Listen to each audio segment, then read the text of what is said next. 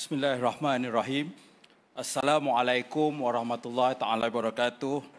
Salam sejahtera. Selamat petang. Yang amat berhormat Chow Kan Yeow, Chief Minister of Penang, Mr. Neil Kaur, Special Advisor to the Executive Director of UN Habitat, Mr. Hamdan Abdul Majid, Managing Director of Think City, distinguished guests, friends of the media, ladies and gentlemen.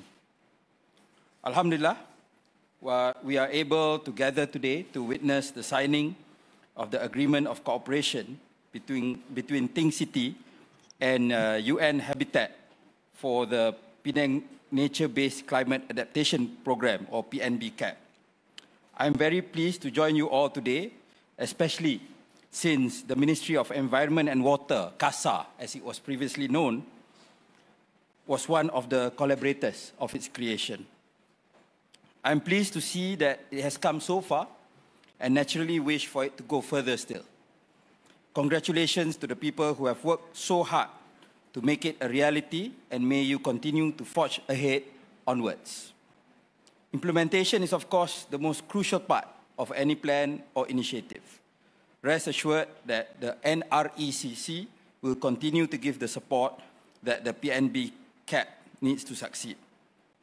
The other speakers have given quite a detailed explanation of what PNBCAP is as a nature-based climate adaptation program for the urban areas of Penang Island, including 4 key components addressing the issue of heat stress and flooding while strengthening social resilience and institutional capacity. This naturally is of great interest to NRECC, given that addressing climate change is one of the key duties that has been entrusted to us and receives our full support.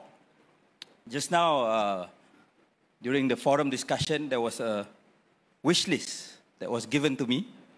I'm not a genie to grant wishes or make those wishes a reality directly, but I understand that one of the things that we always overlook, when we talk about how individuals can play a role in fighting climate change, which is important, but ultimately the role of the government is very crucial because we have a hand to change it systematically and to ensure that real change occurs.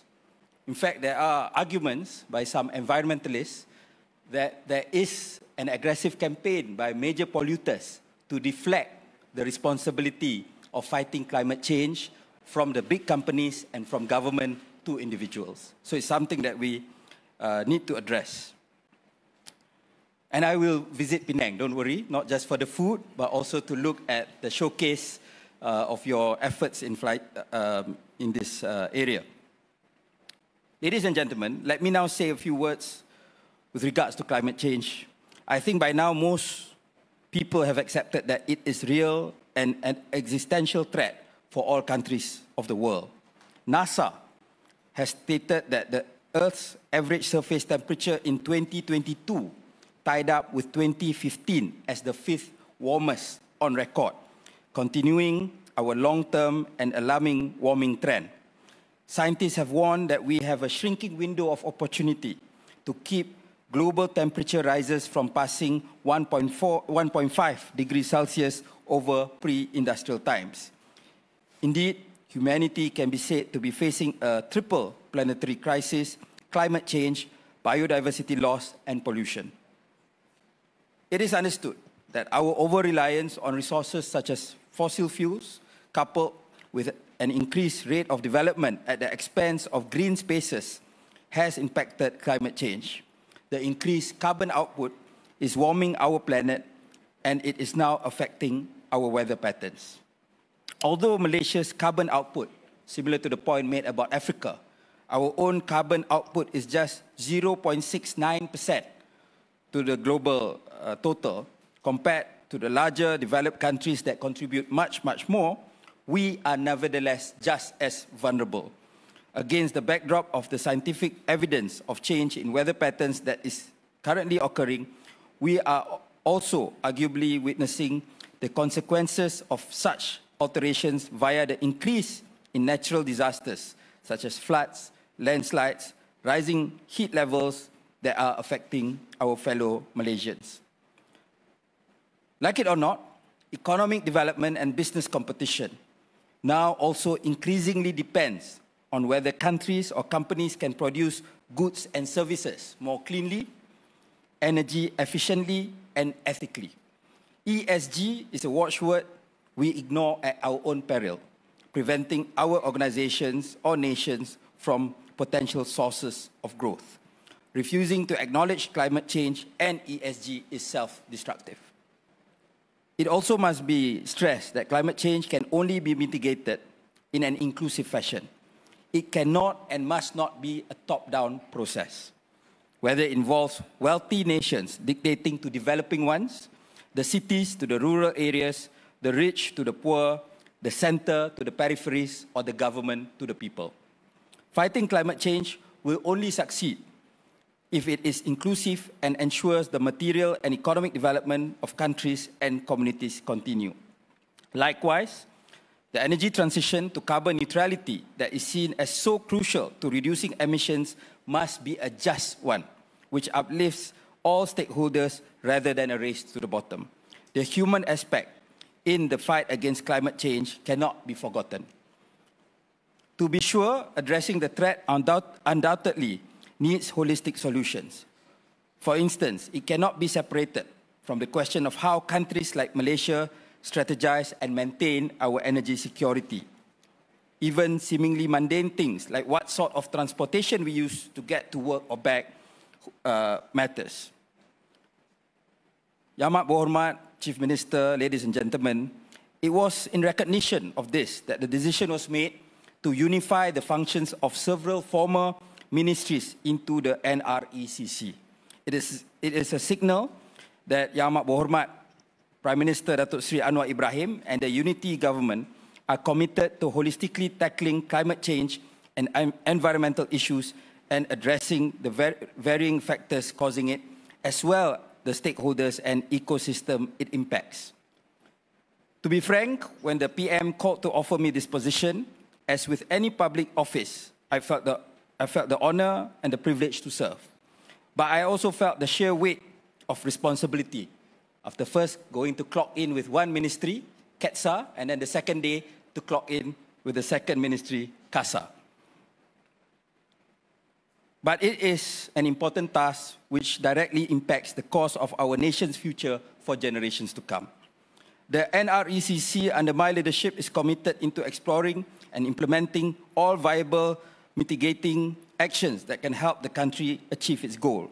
This includes the promotion of alternative and sustainable fuel resources, the preservation and conservation of green spaces and ecosystem that will also serve to protect our flora and fauna, urban greening efforts, and natural disaster management and prevention. We are determined to work together with other ministries, states and local governments, the private sectors, experts, as well as grassroots movement to ensure what we do is impactful and inclusive.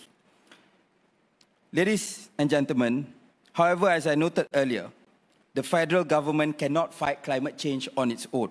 No government can. It requires the buy-in from all sectors in the country, down to the ordinary public, but also the private sector as well as at the sub-national level. That is why PNBCAP is such a promising concept, perhaps even a game changer. It is a positive development that the Penang State Government and the Penang Island City Council has chosen to proactively pursue this program, working in tandem with national and international partners such as Think City, UN Habitat, and others. The fact that it included engagements with stakeholders, including civil society and vulnerable groups, will also put it in good stead to achieve its goals in a way that will benefit all levels of society in Penang. It is also exciting that the PNBCAP will primarily adopt nature-based solutions, which are making significant contributions to efforts to address climate change. To be sure, the huge potential is not optimized. Nature is a critical ally in combating the climate crisis.